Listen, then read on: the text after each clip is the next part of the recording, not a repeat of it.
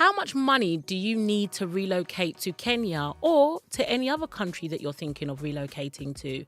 Now, this is the number one question that I get asked all the time, and it is a very important question because if you get this wrong, it can lead to a lot of stress, and worse still, you can run out of money and you have to come back to your country of origin with your tails between your legs, and we do not want that. So please stay tuned and watch this video because it's very important if you want to relocate.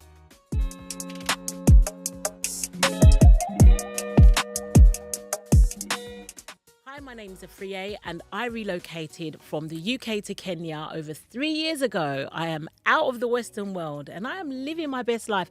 I get to travel and I also help other people to relocate as well, and to also to travel the world living the digital nomad life.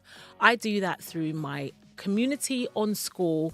Come and join us. There's like-minded people who are relocating or planning on relocating, and they are building wealth online to fund the relocation. If this sounds like you, click the link below and join our community, and I am looking forward to welcoming you. Okay, let's get into the video.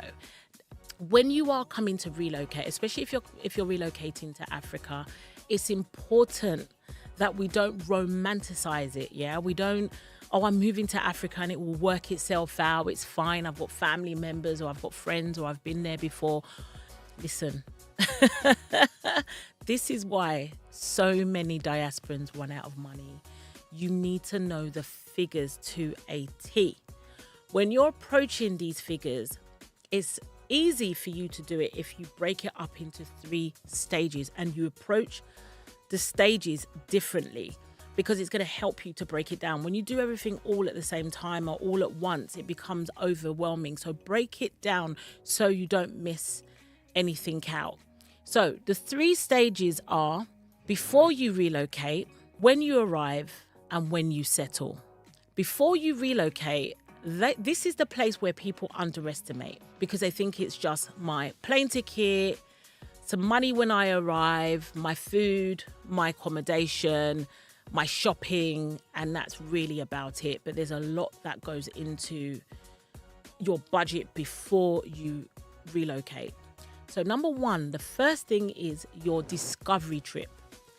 Your discovery trip is the trip that you do to investigate the country that you want to relocate to. Now, I know some of you are saying, well, I'm relocating back home where my parents are from. Or some of you may be saying, I've been to that country a few times. I know my way around that country. But you didn't go with the eye that you're going to relocate. A discovery trip is not a holiday. It is a purposeful trip where you are going to investigate the land.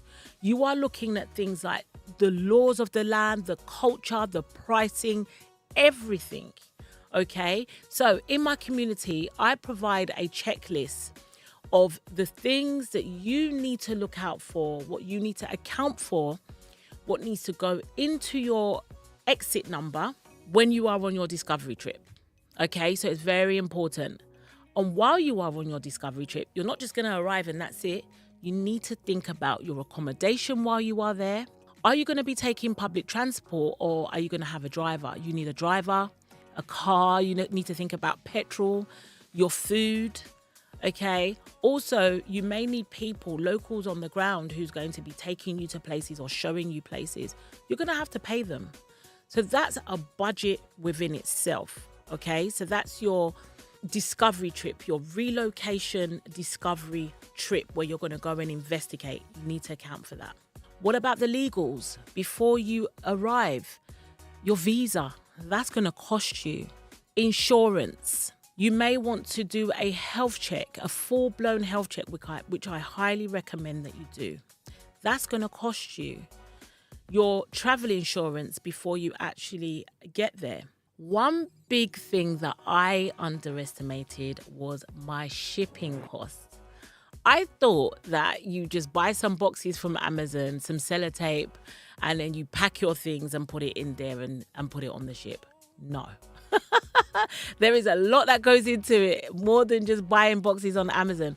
First of all, you're going to have to buy special shipping boxes. Do not buy your boxes from Amazon or any place like that. Not that I have anything against Amazon, but you need to have very sturdy shipping boxes. Have you seen how they handle your packages, those shippers? Listen, they are throwing that thing. There are heavy packages that's on top of your box. So you need to make sure that that is sturdy.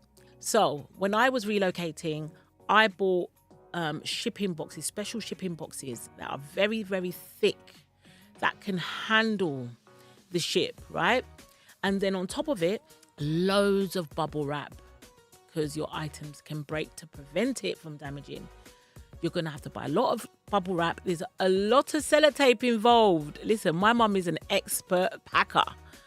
She makes sure that there is not an inch of that box that sellotape has not touched, right? It takes a lot of sellotape. I know that it seems like I am majoring on the minor, but believe me, when you are relocating, you are going to thank me.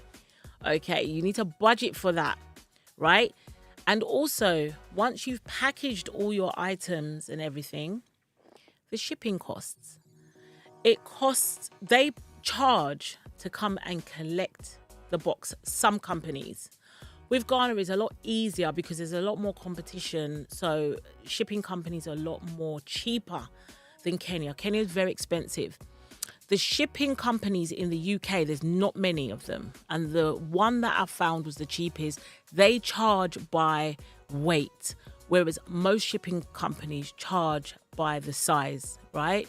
Ghana, you can do door to door. Ghana is where my parents are from. So if you hear me saying Ghana, it's because that's what I'm familiar with, right? Ghana is door to door. It's the size of the box and they charge you per box, maybe £100, £200. Much cheaper. Kenya is by the weight. That's very expensive. So again, they come and they collect your packaging. And at the time when I used my shipping company, it was £45 for just collection alone. Then they're going to weigh it. And then once it arrives in your country of choice, if you are not near the seaport, they have to then deliver it to you. That's an extra cost. And this is in Kenya, whereas in Ghana, it is door to door. If you're paying £200 for that box or £100 for that box, it is including pick up and drop at your door. It wasn't like that when I was relocating to Kenya. You have to pay for them to collect it. You then have to pay for the weight of the box. And then when it arrives at the country, you have to pay for delivery as well. So take that into consideration. Make sure you try and shop around. If you're not relocating to Kenya, there are some other countries that have a lot more options. Kenya didn't have as many options. All right, so that's the shipping. And I wanted to spend some time on this because people underestimate the shipping costs. Okay, so once you've done your shipping costs and everything else, you might be moving to a country that has a different climate to the one that you're living in now. So for instance, I was relocating from the UK, cold country, come to Kenya is hot. So I had to change my wardrobe. So there's some things I needed to buy. Now, let me put a caveat here because I personally believe that I bought too many items and I should have sold a lot of my things because you can get so much of the items in Kenya. I didn't have to buy everything. So this is where your discovery trip comes in handy. When you do your investigations, you can find out what is in the country already, so you don't have to buy things. When you get here, you can buy those items. So that's your shopping. If you're going to have extra luggage at the airport, make sure that you pay for the extra luggage before you get to the airport. Because if you pay for extra luggage online, it is cheaper than when you come to the airport and you're suddenly overweight and you now have to pay for excess luggage. It's more expensive. So it's better to do that online. Do you need to also buy suitcases? Okay, so that's going to cost you. You might need extra suitcases. Do you have pets? Are you relocating with pets? That's very, very expensive because you're going to have to buy the flight fees, the insurance fees. There is a whole lot when it comes to traveling with pets, so you have to accost for that. I didn't mention in the shipping, you need to also account for the tax when you land. When you land at that country, they are going to tax you.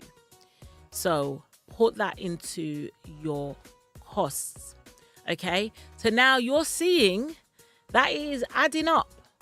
And then also you need to put into your costs at least 6 months emergency funds. Anything can happen, all right? So you don't want to arrive to Africa or the country of your choice with just that right amount of money. You should have a 6 months emergency buffer should in case something goes wrong. You've got that. Okay? So this is how much it's going to cost you before you actually arrive. Listen, relocation is not cheap. Don't let people fool you on here. It's going to cost money. Not to say that it's impossible, because once you've done those calculations, you're now beginning to see, can my income accommodate for that? Is my job going to provide me the finances to relocate? And if you see a gap in your finances, it's okay. Don't give up. It means you have to increase your wealth. You have to increase your income. And that's where we come in. That's where we come in with our community that can help you to do so. All right. So that's number one. Before you arrive. If something comes into your mind, always ask, is there a cost attached to that? Everything you can think of, put, is there a cost attached to that? Because 9 times out of 10, there is a cost attached to that. Number 2 is when you have arrived. Okay, so you've got on the plane, you've arrived at your country, then what? You need to account for your living expense. And remember, you're accounting for you to live comfortably. You didn't relocate out of the Western world to move to the country of your dreams to suffer. No, you've come to live good. You've come to live comfortably. So account for that when you are doing your costings. Are you going to rent? Are you going to buy a property? Your budget is going to look very different to somebody else's budget because you may have children.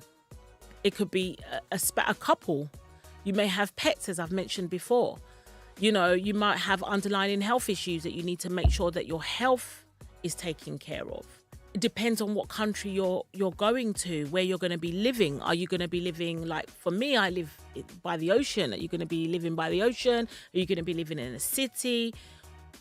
Your family makeup is very different to somebody else's family makeup. So you have to think about that for the when you arrive stage. If you're going to be renting, you need to account for how much rent and deposit money is your landlord going to take. So for Kenya, it's 2 months rent, 1 month's deposit that you need to pay up front before you even move in. Nigeria, Ghana is 1 to 2 years you have to pay. That is going to be quite a dent in your budget. So this is again why your investigation discovery trip is very, very important. How much money do you need to pay up front before you even move into the property? Is the property unfurnished or furnished? If it's unfurnished, are you going to be shipping your furniture to the country of your choice, or do you want fully furnished? I advise, if you're a diasporan and you're just moving in, I advise for you to do fully furnished, because you don't know if you're actually going to like that neighborhood in 3, 4, 5 months' time, a year's time. So when you're fully settled in and you know, okay, this is a neighborhood that I love, and you get your own place, you buy a place, or you might even rent again, then you can get an unfurnished and do the house how you want. I strongly recommend you get a fully furnished place. Now, there are some amazing apartments, especially in Kenya, that is fully furnished, that you are able to live your soft life. Trust me, you can live even better than what you're living in the Western world. So don't worry about furnishing, okay? And you can add your small touches, you know, to the house. But honestly, when you first move, You may not like that neighborhood again. You may have a neighbor that you don't like, or there might be something about that neighborhood, and you've now bought all this furniture with you. Just go fully furnished, at least 6 months to a year. When you settled in, then you can start doing furniture. You got to think about things like, if you're buying a property, you will have to pay service charges, okay? So service charges is things like your staff members, your security guard, your, housekeeper, your gardener, your pool guy, for instance, if you've got a swimming pool. If you own a property, especially if you're in a resort, you're going to have to pay service charge. If you want staff, you're going to have to pay for that. What about a driver? Are you going to be on public transport or need to buy a car? Are you going to hire a car? You have to account for this into your finances. Your creature comforts. What about subscriptions? Things like Netflix. Are you going to be keeping that up? Your food shopping, that can be quite a big dent in your budget depending on where you're shopping. Like for me, for instance, I shop local. I shop in the market. I get my fish directly from the fishermen right by the ocean. I go to the butcher house to get my meat. But some people want to buy most of their shopping from the supermarket. That's going to cost you. Don't underestimate that. Okay, so depending on where you're shopping is how much it's going to cost you.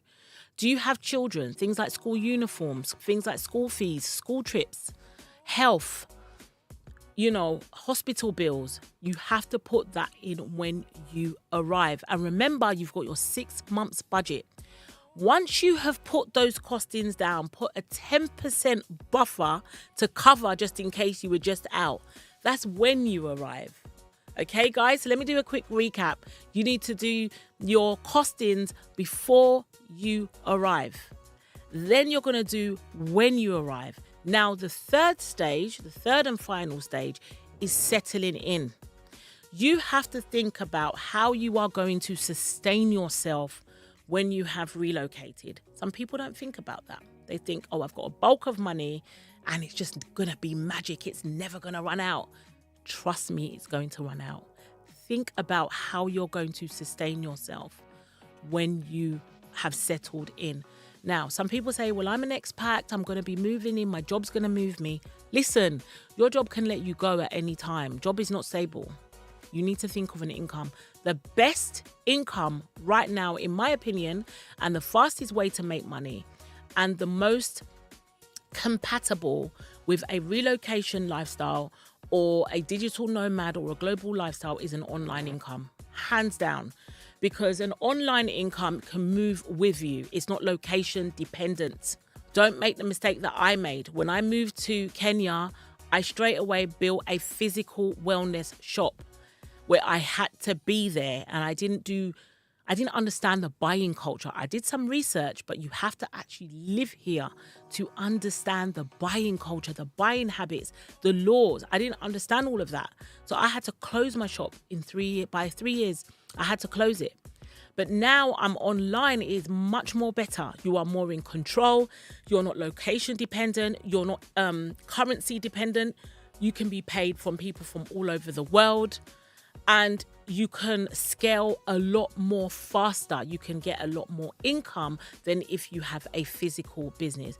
So in my opinion, that is the best way of making money if you want to live that digital nomad life, that traveler's life, or you want to relocate.